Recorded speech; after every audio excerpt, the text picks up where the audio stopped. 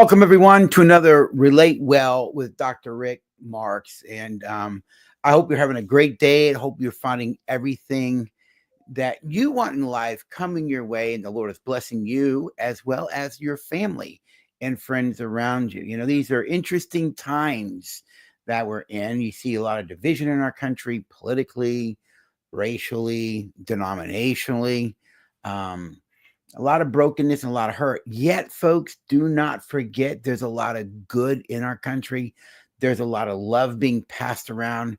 If you watch the news, you're going to think that everything is terrible. But let's be honest, folks, God is doing a lot of marvelous things through people's lives in just small ways every single day. All right, we're going to talk about emotional maturity, which is one of the big topics we talk about here at Late Well, in the path to wisdom. I call this emotional maturity in the path to wisdom, a guide to living well. So a little bit of introduction. The data is clear and books are being written. America is mostly an emotionally immature nation, and this is self-evident in how parents raise their children, how conflict is being handled, both at home and in the public space, in politics, and in the growth of emotional intelligence training across North America, such as in businesses and organizations. Books and training are now abundant on how to be empathic and humble. Can you imagine when I was growing up in the 60s and 70s as a kid, we didn't have training on empathy. You learned it at home. Nowadays, we're training people how to be humble. We're training on empathy. Why? We've lacked it, all right? I believe the breakdown of the family and what that does to the human soul. And it tends us to make us look out for ourselves, all right? Empathy and humility. These concepts were once the purview of the family and the church to be taught. Today, they're being taught in the public sphere as families have failed in these core values of living life caringly and maturely. Emotional maturity is a prerequisite for developing wisdom, in my humble opinion. Emotional maturity and wisdom are sometimes underrated or misconceived in a world that often highly values intellect, achievement, and status. Yet, these qualities are the foundation of healthy relationships, meaningful work, effective leadership, and a deep spirituality. Not a religiosity, but a deep spirituality relationship with God. Emotional maturity and wisdom are not innate traits that are bestowed. Folks, they're actually developed. They're cultivated through intentional living, self-awareness, and an intentional commitment to growth.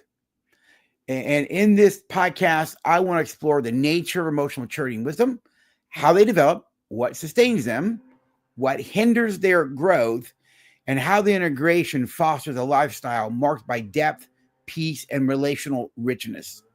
I also want to contrast the life of an emotionally mature and wise person with someone who lacks these qualities, examine the long-term benefits of embracing this journey, especially concerning love, parenting, work, and spiritual maturity. And by the way, you may be hearing in the background our lawn care people. That's right. They've got it going on right outside the window here, and you can hear it pretty loud right now. So hopefully you can hear a little bit over that because they'll be passing by as they do their edging, and I'm grateful for their work. I don't have to do it, and they do a really good job for us. All right, so let's kind of define emotional maturity. Let's define it.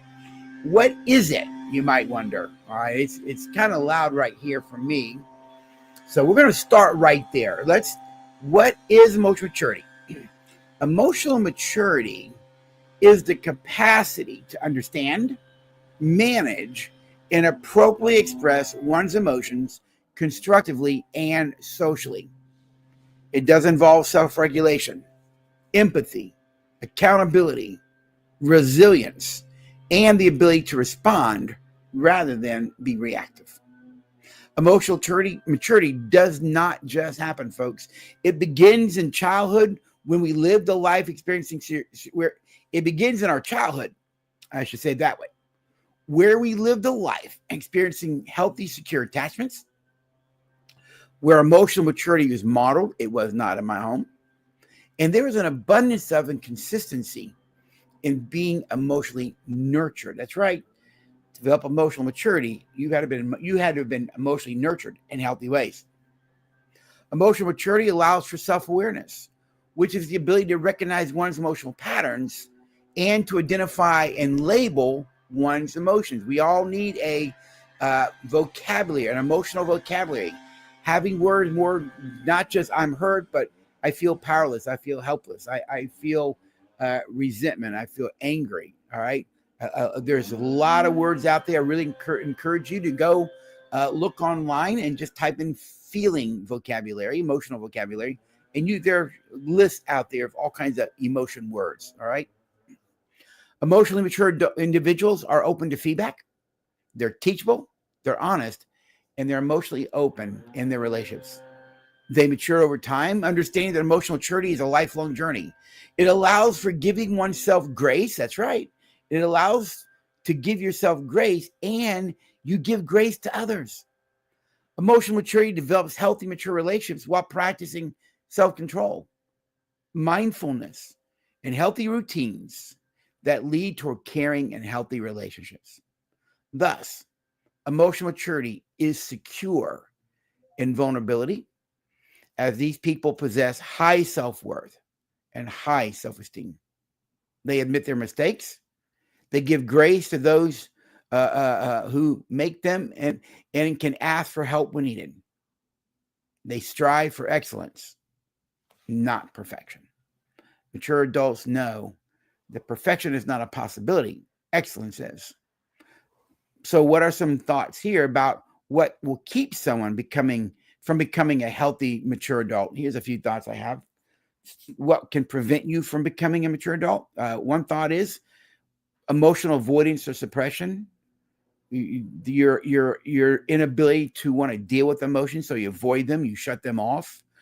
When you do this, you tend to be more reactive, quick to anger, and you might even go numb. Just, I don't want to feel anything. Another thing that'll hinder it is a sense of entitlement or ego defenses, and in so doing, you won't take responsibility. Trauma as a child without healing will prevent you from becoming a healthy, mature adult. Because when you've had trauma without healing, it keeps your emotional reactions. You get stuck in prior experiences. My mentor called it emotional allergies. And isolation, which removes people from the opportunity for getting feedback and learning emotionally and being refined. We need feedback. Isolation prevents people from coming into your life and giving you feedback. So what is wisdom? Wisdom is the integration of knowledge, experience, and insight that enables sound judgment, discernment, and the ability to live in alignment with values. It goes beyond information to include perspective, patience, humility, and compassion. Wisdom emerges from reflection on lived experiences, particularly those involving suffering, challenge, and moral complexity. Wisdom is formed through observation, contemplation, and a humble attitude towards learning. It is enhanced by spiritual, philosophical, and ethical inquiry, which seeks meaning beyond the moment. Did you get it? It seeks meaning beyond what's happening in the moment. What does it mean long term? What are the implications towards others? Wisdom does not happen, much like emotional maturity. It doesn't just happen. It is developed over time. Emotionally mature people become wise. They answer questions not simply by asking if something is right or wrong, but rather, what would wisdom dictate that I do in this moment? And I've told people for years, like, hey, doc, is this right or is it wrong? I tend to not answer right or wrong questions because I've learned in my 63 years of growing and maturing myself is what might be right in one situation could be wrong in another. And what I learned from my own journey of transformation was this: don't ask what's right or wrong. Ask this question instead: what would wisdom dictate that I do in this moment? Based on what I know and the circumstances, what would wisdom dictate that I do? What sustains wisdom? What will sustain it? Here's a few thoughts. Lifelong learning, not only from books, but from people. Lifelong learning from other people. And here's another one: learning from your pain and the ability to reflect. Secondly, mentorship and intergenerational dialogue, which allows you to have different perspectives. Silence, solitude, and spiritual practices, which give us inner clarity. Most of us are not human beings, we're human doings. We don't know how to just be and meditate and be mindful. There's power in learning to just sit and contemplate. And lastly, I think one of the things that sustains wisdom is moral courage to live out what one discerns as right, even when it could cost you something. See, and relate well, excuse me, and relate well, we teach others to live a life based on what we call HREG: humility, respect, empathy, and goodwill. We have a lot of articles on my Substack on the benefits of living through this value system. These four, we call them the four protectors of the relationship: humility, respect, empathy, and goodwill. HREG, H equals REG. These values lead to a life of emotional maturity and long-term wisdom. So what will prevent wisdom? Pride, for sure. Pride will prevent wisdom. Pride resists the ability to be teachable, to correct oneself, and to be open to broader perspectives. Another hindrance to wisdom is being easily distracted, like workaholism or busyness. This prevents your ability to be still, to reflect, to ponder, or meditate. Another hindrance is all or nothing thinking, binary thinking, or thinking that oversimplifies life and its complex truths and perspectives. And lastly, wisdom allows long-term thinking. That's right, not just short-term. Whereas short-term thinking hinders as it leans towards immediacy and short-term gratification, where wisdom is looking for long-term integrity. So how does emotional maturity then build wisdom? I'm so glad you asked. Emotional maturity provides the emotional regulation, the empathy, and humility needed to develop wisdom. Without emotional maturity, one may possess knowledge or intellect, but lack the relational sensitivity or inner calm to apply it effectively. Wisdom requires emotional maturity because, number one, it takes emotional regulation to step back and gain perspective. Number two, it takes humility to receive correction and integrate new insights. It takes empathy to apply knowledge in ways that honor others. And it takes patience to make decisions your decisions in alignment with long-term values. When integrated, emotional maturity and wisdom, folks, create a lifestyle of being grounded, graceful, and present, emotionally present. A wise and emotionally mature person is not easily thrown off course. They react less, they listen more, and they move through life with discernment and depth. This integration transforms relationships, it transforms leadership, and one's inner life. So, how can emotional maturity and wisdom shape the key life areas? So, let's take a look at these. Let's say in love. How can emotional maturity and wisdom shape areas in love? I wrote here: emotionally mature and wise in love. In love relationships, we'll practice vulnerability. We will listen deeply. We navigate conflict in a graceful way, in a respectful way, with goodwill. We will set healthy boundaries and will love with passion and purpose. However, when we lack maturity and wisdom, we're going to react then not from love, but from wounds. We're going to blame. We're going to avoid hard conversations. We're going to idealize and devalue other people, and we'll lack emotional attunement. How does emotional maturity and wisdom affect parenting? Well, when they're both present, you'll respond rather than react. You'll model self-regulation. You'll cultivate empathy.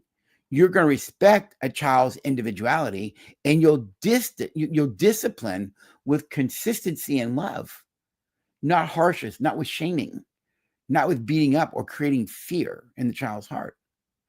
But when you lack emotional maturity and wisdom in parenting, you're going to project your own unmet needs, your own struggles onto your children. You'll parent from guilt or for a need to control. You'll struggle with being consistent. And personally, you may take your children's behaviors personal when it was never meant to be personal. How does emotional maturity and wisdom affect work? Emotionally mature and wise people, they lead with integrity. They handle feedback well. They navigate power with humility. They build collaborative teams, and they sustain perspective under pressure. When you lack it, you could micromanage. You avoid accountability. You'll struggle with emotional boundaries. You'll react defensively to critiques, and you'll foster an unhealthy work culture. What are the benefits then of a life rooted in emotional wellness and maturity? I wrote here, certain benefits emerge in time by choosing to develop wisdom through living a life of emotional maturity. First, one will develop healthy and stable relationships. These relationships will be more caring, enduring, and possess deeper, sustainable connections, or what I refer to in my world as living for us. Us wins, you both win. Us loses, you both lose. Second, living in this manner opens the door for peace of mind. A life of inner peace, respect, and trust thrives, and a more profound sense of spirituality and inner connectedness to God and others flows. And lastly, wise and emotionally mature individuals make healthy leaders. They inspire others and they influence them for the better through goodwill, empathy, compassion, and strength. You see, folks, over time, emotional maturity and wisdom form the foundation of healthy, immature spirituality that integrates the mind, the heart, the body, and the soul. We can be whole people. Spiritual maturity grows not from certainty, and this is going to be tough. It grows not from certainty, but from mystery. Part of the thing about wisdom is you accept that there is still mystical things out there, things that can't be explained. And you have to be okay not knowing in the mysteries of life. So let me read this again. Spiritual maturity grows not from certainty, but from mystery, self-awareness, and the capacity to live in alignment with transcendent truth and love. So in conclusion, I think the more mature we become, more wise we become, we're actually called to live a life of being teachable, to be constant learners, to not just disciple others, but allowing ourselves to always be disciples, students. To become emotionally mature and wise, it's not a destination, it's a lifelong journey. Enjoy the journey. It requires openness, humility, and a willingness to be shaped by life experiences and people. A teachable spirit listens, learns, lets go of pride. Can we move to humility? HREG. Thus, in that, we move to humility. We're listening and we're learning. We actually open the doorway for transformation of the self, transformation of the soul. Folks, you are not born mature or wise. You do become mature and wise by choice, moment by moment choices. You get to choose how you want to be as a way of being.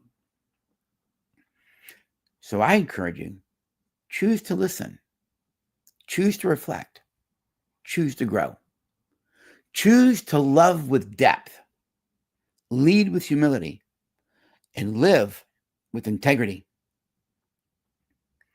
Because I believe that the rewards of a healthy, mature adult life, emotional maturity, and wisdom are not just external. They are the foundation to live a meaningful, grounded, peaceful, and joy-filled life.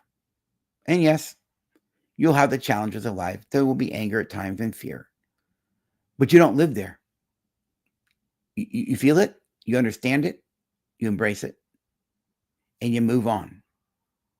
Why? Because I believe that's just how mature adults want to live. And they understand it's wise to do that. This is Dr. Rick Marks. I hope this has been a help for you. Blessings.